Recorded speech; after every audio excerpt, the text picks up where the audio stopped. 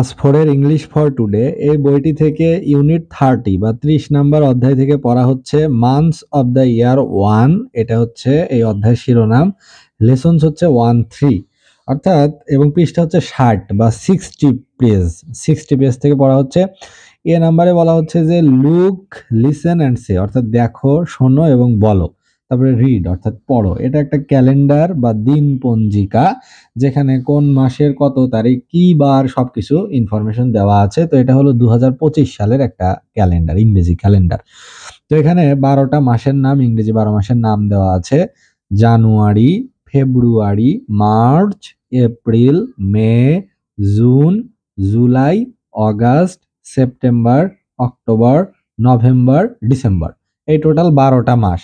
এখন 12টা মাসের কোনটা কত দিনে সেটা এখানে দেওয়া আছে। যেমন জানুয়ারি মাস হচ্ছে 31 দিনে, ফেব্রুয়ারি 28 দিনে, মার্চ 31 দিনে, এপ্রিল 30 দিনে, মে 31 দিনে, জুন 30 দিনে, জুলাই 31-এ, আগস্ট 31-এ,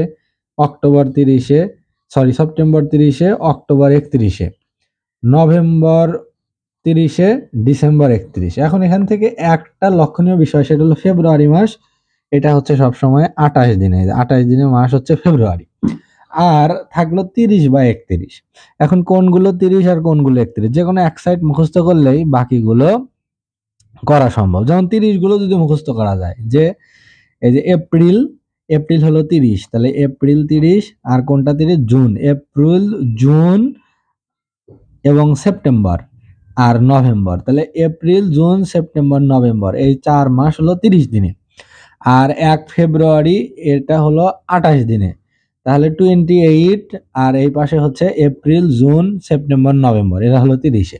বাদ বাকি যে কয়টা থাকলো সেই কয়টা হলো 31-এ মাস। এইভাবে এক সাইড মুখস্থ করলেই বাকিগুলো এমনিতে মনে রাখা সম্ভব।